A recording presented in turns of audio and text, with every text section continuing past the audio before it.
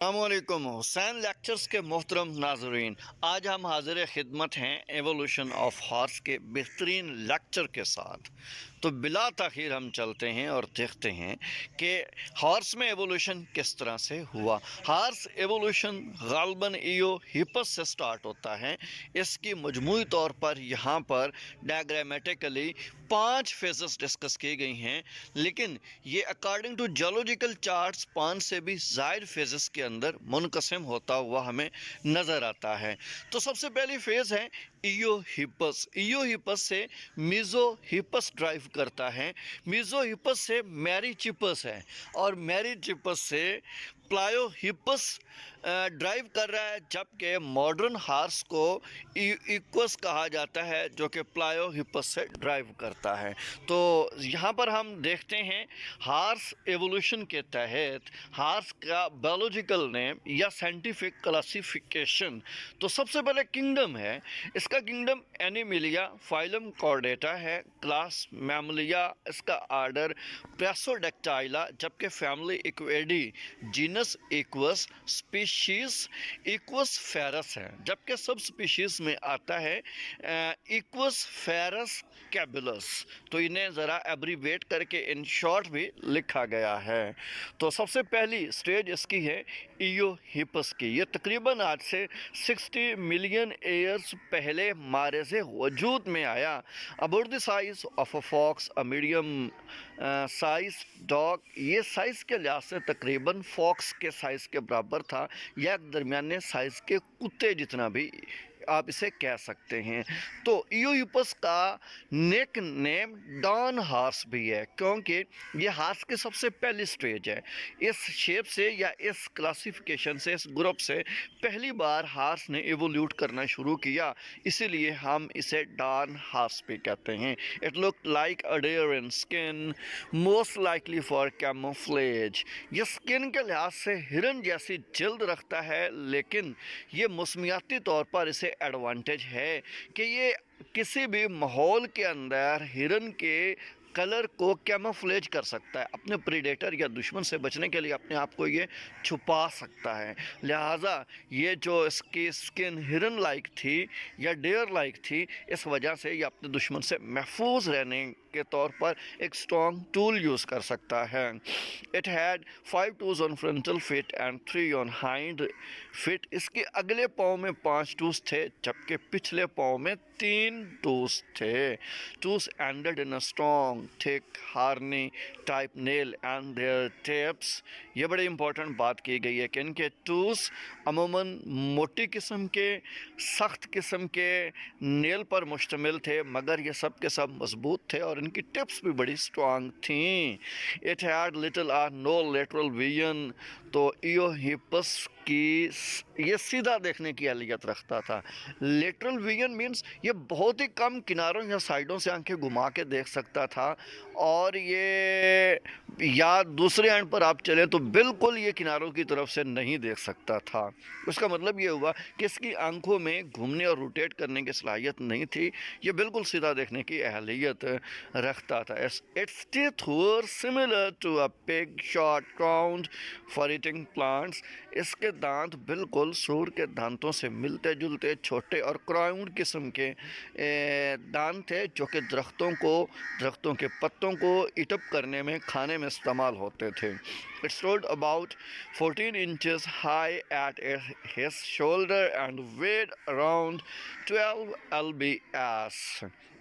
जो अपने शोल्डर की हाइट से तकरीबन 14 इंच हाइट रखता था, जबकि वज़न इसका 12 lbs के करीब था।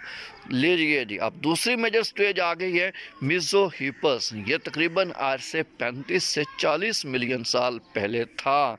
तो टाइम पीरियड ये ओलिगोसीन जियोलॉजिकल टाइम पीरियड से बिलोंग करता था। Mesohippus means middle horse. Mesohippus was living in 38 million years ago. It was living in North American region. तो नॉर्थ अमेरिकन रीजन के अंदर ये अमूमन एग्जिस्ट करता था। Mesohippus was last some of its tools, Mesohippus के कुछ टूल्स कम थे, मतलब इसमें 5 नहीं थे, 5 से कम थे। द इवॉल्व मिसोहिपस वाज 3 टूड, जो मिसोहिपस इवॉल्व हुआ बन गया उसमें अमूमन 3 टूल्स थे। The middle toad was larger in size and all 3 toad was supporting the animal's weight। जो दरमियान वाला टू था वो सबसे लंबा और स्ट्रांग था, जो किनारे वाले 2 थे वो सिर्फ सपोर्टिंग के तौर पे यूज़ होते थे और सारी बॉडी के वेट को उठाते थे। It stand the size 18 to 24 inches at the shoulder, तो ये शोल्डर के बिहाफ पर 18 इंच से लेकर 24 इंचेस तक इनका कद था। ज़रा आप डायग्राम को मुलाहजा करें कि ये दरमियान वाला टू बहुत ही स्ट्रॉन्ग है और इलोंगेटेड है, जबकि जो साइड वाले 2 टूल्स दिए गए हैं ये ज़रा वीकेंड पोजीशन पे हैं, ये कमज़ोर हैं, ये पतले भी हैं। मजमूई तौर पर ये 3 टूड फिट, इनका ये वेट को उठा भी सकता है, बेयर भी कर सकता है और अच्छी खासी सपोर्ट भी दे सकता है। It has longer legs neck compared with the Evolutionary। Evolutionary के साथ कंपेयर करें, ज़रूर करें, यह तकरीबन Evolutionary की निस्बत लंबी टांगें रखता है, नेक रीजन भी इसका ज़्यादा है। Larger limbs and legs is useful for this species to run faster। यह लंबी गर्दन और लंबी टांगें इसे तेज़ रनिंग में मदद दे सकती हैं। तो इसका मतलब ये हुआ कि ये अपनी पिछली स्पीशीज़ या अपनी पिछली स्टेज इयोहिपस की निस्बत तेज़ी के साथ रन कर सकता है। The evolution of horse has low crowned molars, its pre molar teeth became more like molar. तो इसके प्री मोलर अमूमन मोलर की तरह काम करते हैं, बहुत स्ट्रांग होते हैं। The fossil of the species was found in Oligocene layers. इनका फॉसिल हमें ओलिगोसिन लेयर्स के अंदर मिलता है। ज़रा ये उसकी फ्रंट लेग, हाइंड लेग और टिथ को स्केच किया गया है। ए डायग्राम के अंदर लेफ्ट साइड पर उनकी फ्रंट लेग मेंशन की गई है, 3 टूड है, दरमियान वाली स्ट्रॉन्ग है, जबकि हाइंड को आप देखें बी डायग्राम्स के अंदर 3 टूड इसके अंदर भी दिए गए हैं, तो दरमियान वाला इलोंगेटेड भी है और स्ट्रॉन्ग भी है। नीचे ये दांतों को स्केच किया गया जिसमें प्री मोलर्स, मोलर आपको नज़र आ रहे हैं, तो ये स्ट्रेंथ ऑफ द टीथ भी मेंशन की गई है। ज़रा हम नेक्स्ट स्टेज की तरफ चलते हैं, दैट इज़ कॉल्ड मेरिचिपस। ये तकरीबन आज से 20 से 25 मिलियन साल पहले पाया जाता था। It looked very similar to today's horses. It stood over 36 inches tall at shoulder. तो ये आजकल के हॉर्स से मिलता जुलता भी है और इसकी हाइट तकरीबन 36 इंच थी। कहाँ से? इसका स्टैंडर्ड पैमाना शोल्डर लिया गया है, शोल्डर से अबव ये 36 इंचेस था। Still had 3 toes outside two became weaker. इसके भी 3 टू है, लेकिन जो तो किनारों वाले हैं वो मज़ीद वीक हो गए हैं। Had change the I moved, इसका सर के अंदर तब्दीली आई है और आंखों ने मूव करना शुरू कर दिया, यानी लेटरल विजन मेरिचिपस के अंदर आ गई है, किनारों से इर्द गिर्द आंखें घुमा शुमा के ये देखने के काबिल हो गया है।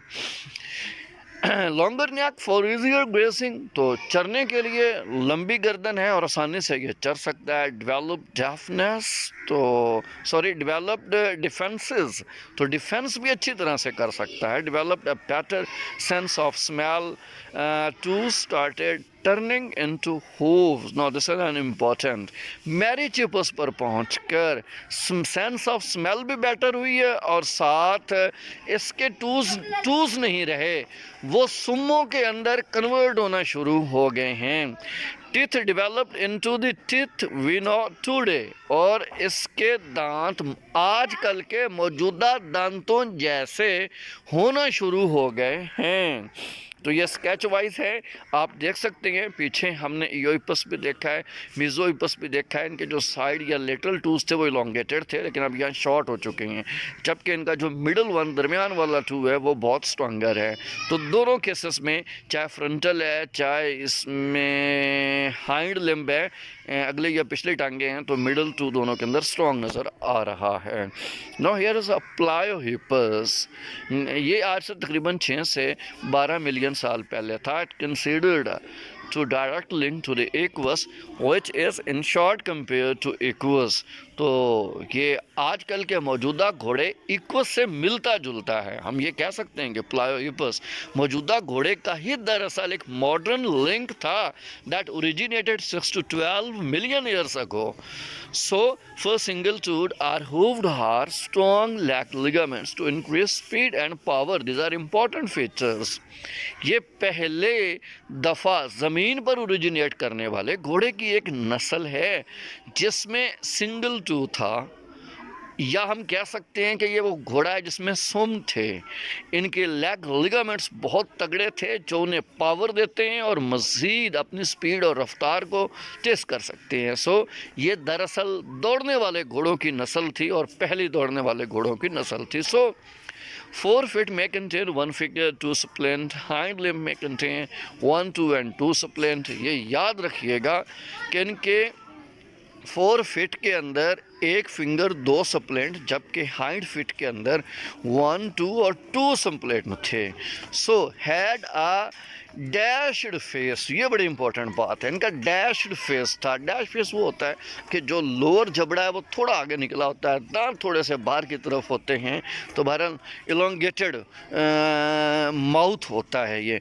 It resembled a pony and many factors. Okay, fossils of Pliohippus are found at many late Miocene localities in Colorado, the Great Plain of US and Canada। इनके fossils ज़्यादातर हमें मायोसिन के लोकेलिटीज़ में मिली हैं, स्पेशली USA के अंदर, Colorado के अंदर या फिर कनाडा के इलाकों में हमें प्लायोहिपस के बहुत सारे फॉसल्स मिले हैं।